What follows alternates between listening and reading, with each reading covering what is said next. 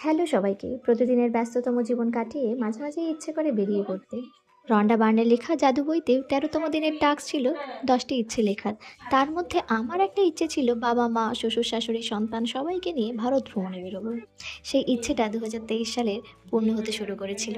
প্রথমেই বাবা মা শ্বশুর শাশুড়ি সবাইকে নিয়ে গিয়েছিলাম বেনারস। তোমাদের তো সেই ভিডিও দেখিয়েছিলাম। তারপর মেয়ে হয়েছে, মেয়েকে নিয়ে বেশ কিছুদিন বেরোনো হয়নি। যদিও একটা ছোট্ট ট্রিপ তারাপীঠে করে এসেছিলাম। ৬ মাস পর আবারও বেরিয়েছি। এবার যাচ্ছি পুরী। বাবা মা, শ্বশুর-শাশুড়ি, মেয়ে, বর সবাই মিলে। বাঙালিদের তো প্রত্যেক বছরই পুরী যাওয়ার অভ্যেস আছে। কিন্তু আমাদের ক্ষেত্রে সেটা হয়নি। কথিত আছে জগন্নাথ দেবের ইচ্ছে ছাড়া তার দর্শন করা যায় না। চলো এবার আসি কিভাবে গেলাম। ওই যে বললাম জগন্নাথ দেবের টান ছাড়া জগন্নাথ দেবের দর্শন পাওয়া যায় না। তাই হঠাৎই কাজের মাঝেই ঠিক করে ফেললাম যাবো মানে যাবোই, যে কোনোভাবেই হোক না কেন। কিন্তু স্লিপার ক্লাসের টিকিট পাইনি। পেলাম ধৌলি এক্সপ্রেসের চেয়ার কার। কি আর করা যাবে, তাই নিয়ে নিলাম। ভাড়া ছিল ১৯০ টাকা পার হেড। আমরা যাবার দুদিন আগে আমার এক ছাত্র তার পরিবারের সাথে ধৌলিতেই গেছে পুরী। তাদের ক্ষেত্রে ধৌলি এক্সপ্রেস তাদের ঠিক সময়েই পৌঁছে দিয়েছে। কিন্তু সত্যি বলছি আমাদের বেলা ভোগান্তির আর শেষ ছিল না। সকাল ৯টা ১৫ ট্রেন এসে পৌঁছেছিল ১০টায়। প্রায় ১০:৩০ বললেই চলে।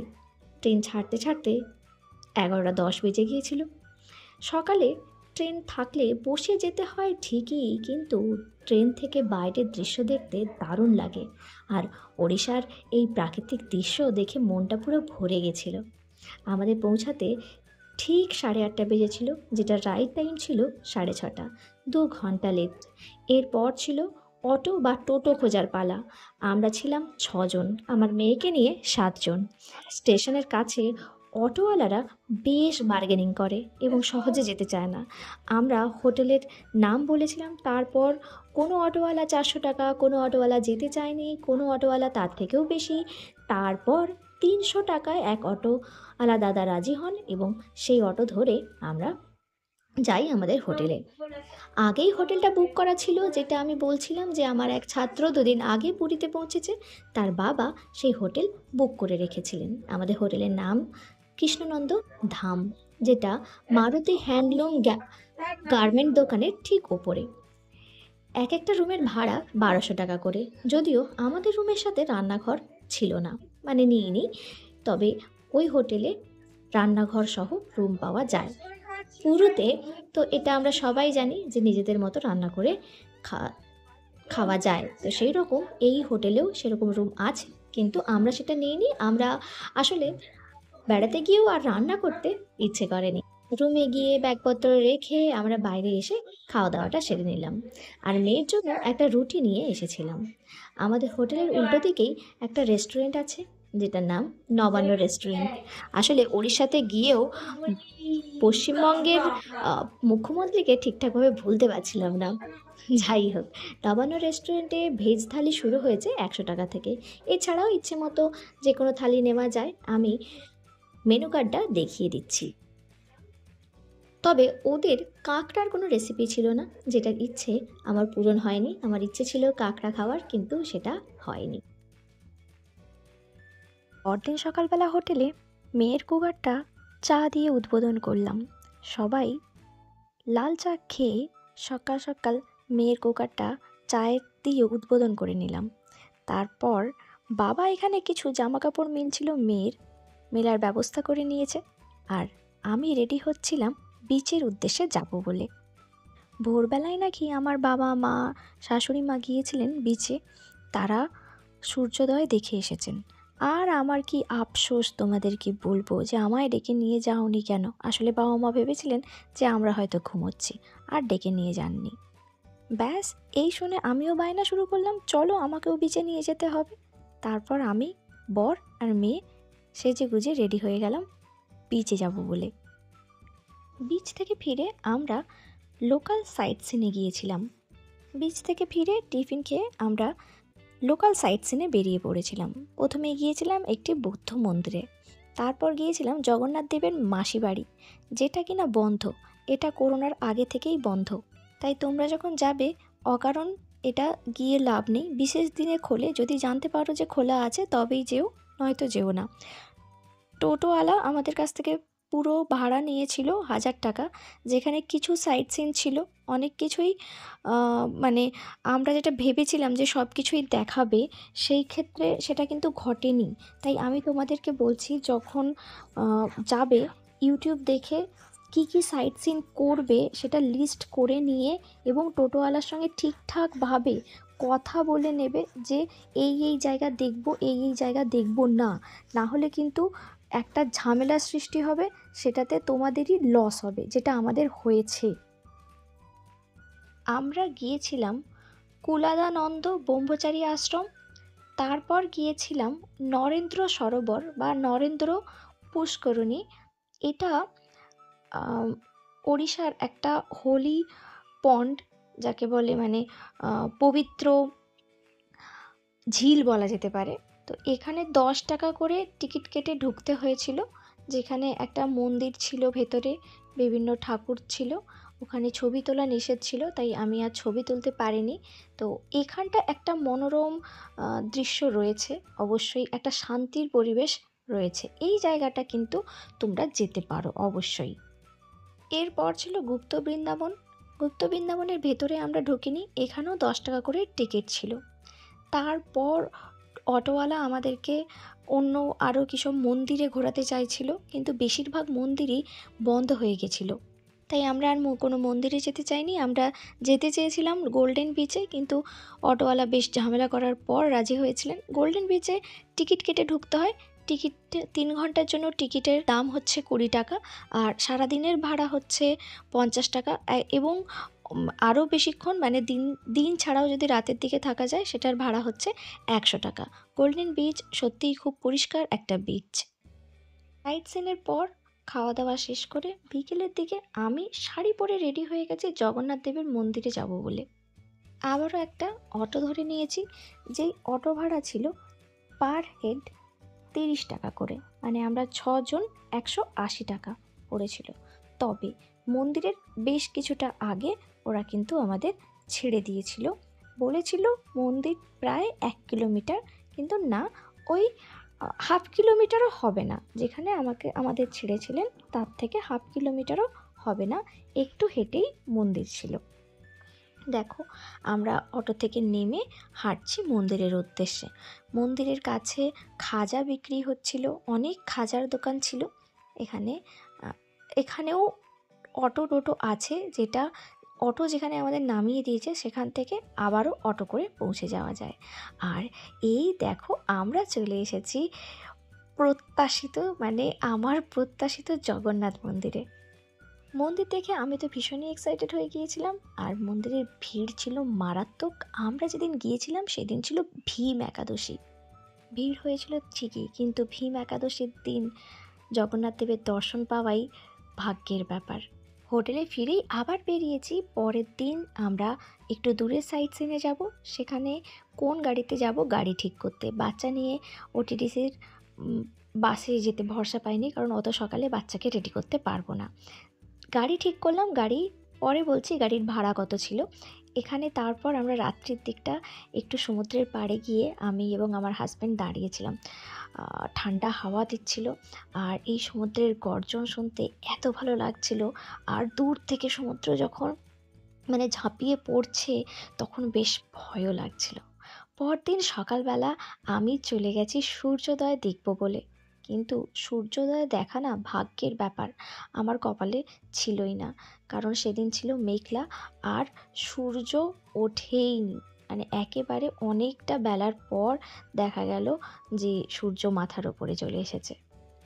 আমাদের গাড়ি টাইম দিয়েছিল 7:30 থেকে 8টা, কিন্তু মেয়েকে রেডি করতে করতে আমরা বেরোতে 8:30 বাজিয়ে দিয়েছিলাম। তো 8:30টার পর আমরা তখনও টিফিন খেয়ে বেরোতে পারিনি, তাই রাস্তায় টিফিন করে নিয়েছিলাম, আর মেয়ের খাবারটা রেডি করেই নিয়ে গিয়েছিলাম। রাস্তায় যেতে যেতে মেয়েকে খাইয়ে দিয়েছিলাম।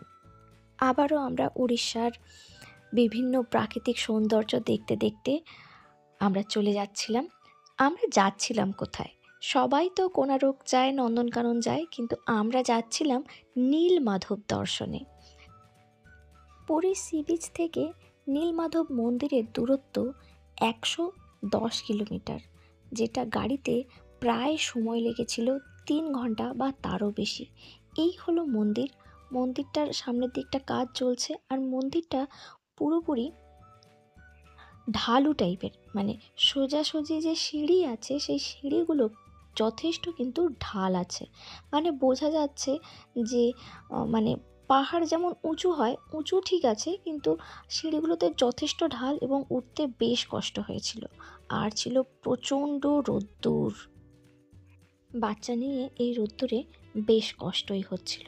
তবে ভেতরে এখানেও ভিআইপি টিকিট হয়, সেইভাবে আমরা কিছু টাকা দিয়ে ভেতরে ঢুকতে পেরেছিলাম তাড়াতাড়ি। দেখতেই পাচ্ছ এখানেও ভিড়টা প্রচুর, কারণ ভীম একাদশীর পরের দিন পালনই ছিল, যার জন্য এরকম ভিড় হয়েছিল। আমি মন্দিরের লোকেশনটা একটু বলি। এই লোকেশনটা হলো ওড়িশার সেন্ট্রাল ডিভিশনের কান্টিলোতে। এই জায়গাটা আমি তোমাদেরকে দেখালাম এক্ষুনি, যে একটা নদীর ধারে, মন্দিরটা একটা নদীর ধারে। নদীটা হলো মহানদী, এবং এখানে মহানদীর জলটা দেখে মনে হচ্ছে স্থির।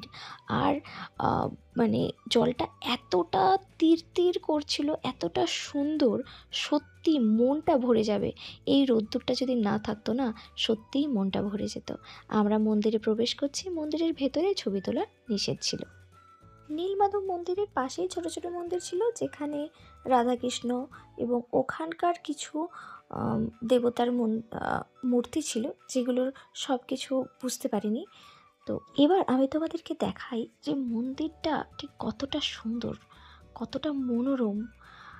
সত্যি স্নিগ্ধ একটা জায়গা। আর আরও একটা জিনিস তোমাদেরকে দেখাই, সেটা হচ্ছে মন্দিরটার লোকেশনটা আমি বলছিলাম। একদিকে যেমন মহানদী রয়েছে, তেমন আরেক দিকটা আছে পর্বত। পর্বত বলা ভুল, পাহাড়, কারণ পর্বতের উচ্চতা অনেক বেশি। এইগুলো হচ্ছে পাহাড়। একদিকে পাহাড়, একদিকে নদী, তার মাঝখানে মন্দির। দারুণ একটা জায়গা। মন্দিরে যাওয়ার পর আমাদের বেশ খিদে পেয়ে গিয়েছিল, কিন্তু মন্দির থেকে নামতে হবে, তারপর আবারও কোথায় খাবো ভগবান যেন আমাদের দেখতেই পাচ্ছিলেন আমাদের খিদে পেয়েছে। এই হচ্ছে মন্দিরের ভোগ বিতরণ হচ্ছিল। ভোগের দাম ছিল 100 টাকা করে। তো আমরা 6জন ছিলাম, 3টে থালি নিয়ে নিয়েছি। 3টে থালিতে দেখো ভাতের প্রসাদের সাথে এখানে ছিল তরকারি আরে ছিল। তারপর খাওয়া দাওয়া করে আমরা আবার চলে আসলাম গাড়ির উদ্দেশ্যে। যেখানে গাড়ি পার্কিং ছিল সেখানে ছিল এই বড় শিবলিঙ্গটি। তারপর আমরা চলে গেছিলাম সাক্ষী গোপাল দর্শনে। সাক্ষী গোপালের বাইরের পরিবেশটা এরকম ছিল। এটা প্রায় বিকেল হয়ে গেছে। ওখানে ঢুকলেই সাক্ষী দিয়ে তবেই প্রবেশ করা যায়। ওখানে পান্ডারা বসেই থাকেন, যারা সাক্ষী নেন, এবং শুধু যিনি সাক্ষী দিচ্ছেন তার বাবা মায়ের নাম থেকে শুরু করে নাতি পুতি সবার নাম লিখেই তো পুজো দেওয়া হয়। এখানে গোত্র, নাম সব কিছু লিখে বাবা এখানে স্বাক্ষর করছেন। তারপর আমরা মন্দিরটা একটু ভিডিও করছিলাম, যদিও এখানেও পুরো সম্পূর্ণ ভিডিও করাটা বা ফটোগ্রাফি করাটা প্রহিবিটেড ছিল, তাই আমি আর বেশি ভিডিও করতে পারিনি। ওখানে প্রদীপ জ্বালানোর ব্যবস্থা ছিল। আমারও একটু ইচ্ছে হলো প্রদীপ জ্বালিয়ে নিতে, আমিও প্রদীপ জ্বালিয়ে নিলাম। তারপর আমরা গাড়িতে উঠে হোটেলের উদ্দেশ্যে রওনা দিলাম। হোটেলে ফিরতে সন্ধে হয়ে গেছে। কিছু খাওয়া দাওয়া করে আমি আর আমার হাজব্যান্ড আবারও বেরিয়েছিলাম একটু সমুদ্র দর্শনে। আমরা আগের দিন যখন গিয়েছিলাম তখন অনেকটা রাত্রিতে গিয়েছিলাম, কিন্তু এই দিন গিয়ে দেখলাম যে একটু সন্ধে সন্ধে যেতে পেরেছিলাম। তো এখানে কিন্তু এই যে দেখতে পাচ্ছ বাচ্চা মেয়েটি নাচছে এবং ফোনটা চারিদিকে ঘুরিয়ে ওর ভিডিও করা হচ্ছে। ইচ্ছে ছিল মেয়েকেও এটা করানোর, কিন্তু পরের দিন মেয়ের শরীরটা তেমন ভালো না থাকায় আমি এটা করতে পারিনি। পরদিন ভোরবেলা আমি আবারও গেছি সূর্যোদয় দেখব বলে, আর ভাগ্য এতটাই খারাপ ওই দিনও দর্শন হয়নি।